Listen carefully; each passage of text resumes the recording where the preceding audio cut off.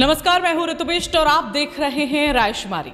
एक बड़ी खबर जो सीधे जुड़ी है बच्चों और माताओं के स्वास्थ्य से, और इस बार सवाल सिस्टम के उन जिम्मेदार लोगों पर है जिनके भरोसे ने ये पूरी व्यवस्था उनसे चलती है।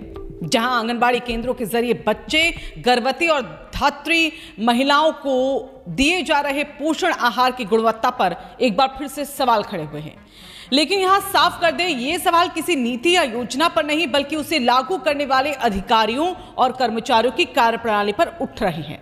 देहरादून की जिलाधिकारी समीन बंसल ने भगवानपुर स्थित एक गोदाम में छापेमारी की और यहीं से शुरू हुआ वो खुलासा जिसने पूरी व्यवस्था की निगरानी पर सवालों को खड़ा कर दिया है। गोदाम से लिए गए सैंपल, चिप्स, खजूर और अंडे सब NABL प्रमाणित लैब में जांच के लिए भेजे गए तो रिपोर्ट चौंकाने वाली सामने आई। जांच में सामने आया कि कई खाद्य पदार्थ गुणवत्ता मानकों पर फेल हैं और उससे भी ज्यादा गंभीर बात, पैकेट्स पर दी गई जानकारी में गड़बड़ी। कई पैकेट्स पर निर्माण तिथि और साथ ही एक्सपायरी डेट के साथ छेड़छाड़ की गई। फरवरी 2025 की तारीख को मिटाकर फरवरी 2026 लिखा गया, यानी शक ये पुराने स्टॉक को नई तारीख देकर सप्लाई किया गया। अब सवाल ये उठता है कि क्या ग्राउंड लेवल पर तैनात कर्मचारियों ने इन गड़बड़ियों को नजरअंदाज किया या फिर जांच की प्रक्रिया में कहीं बड़ी चूक हुई है।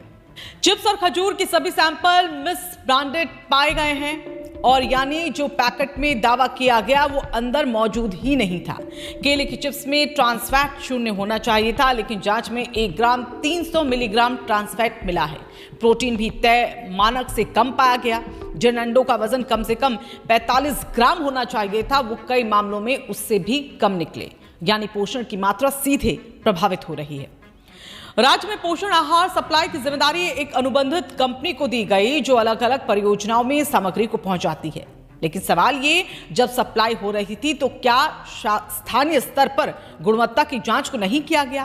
क्या आंगनबाड़ी केंद्रों पर तैनात कर्मचारियों ने इन गड़बड़ियों को देखा ही नहीं या फिर इन्हें नजरअंदाज किया गया? जब इस मामले में विभागीय स्तर पर सवाल उठे तो सामने आया कि कुछ वरिष्ठ अधिकारियों को इस पूरी रिपोर्ट की जानकारी तक नहीं थी।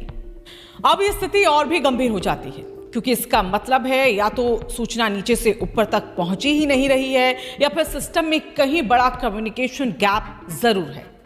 यहां यह भी समझना जरूरी है कि सरकार की योजनाएं कागज पर मजबूत हो सकती हैं, लेकिन उनकी सफलता पूरी तरह निर्भर करती है जमीनी स्तर पर काम कर रहे अधिकारियों और कर्मचारियों पर, और अगर वहीं पर चूक हो जाए तो उसका असर सीधे आम लोगों पर पड़ता है। अब यहां पर कुछ जरूरी सवाल, क्या स्थानीय स्तर पर गुणवत्ता जांच की जिम्मेदारी निभाई जा रही है? क्या सप्लाई आने के बाद उसका सत्यापन होता है या फिर नहीं? और क्या संबंधित कर्मचारियों ने गड़बड़ी को नजरअंदाज किया, या क्या निरीक्षण की प्रक्रिया सिर्फ कागजों तक सीमित है? और इसमें सबसे बड़ा जरूरी सवाल, अब इस पर कार्रवाई किस स्तर पर हो और कितनी जल्दी हो पाएगी? ये खबर सिर्फ एक खुलासा नहीं बल्कि एक चेतावनी है उन सभी अधिकारियों और कर्मचारियों के लिए जो सिस्टम का हिस्सा हैं, कि उनकी एक छोटी लापरवाही किसी बच्चे के स्वास्थ्य पर भारी पड़ सकती है। अगर आप भी मानते हैं कि बच्चों और माताओं के पोषण से कोई समझौता नहीं होना चाहिए, जिम्मेदार लोगों पर सख्त कार्रवाई होनी चाहिए, तो इस खबर को आप ज्यादा से ज्यादा शेयर करें, वीडियो को लाइक करें और अपनी राय कमेंट में हमें जरूर भेजिएगा। और ऐसी ही खबरों के लिए हमारे चैनल को सब्सक्राइब करना ना भूलें।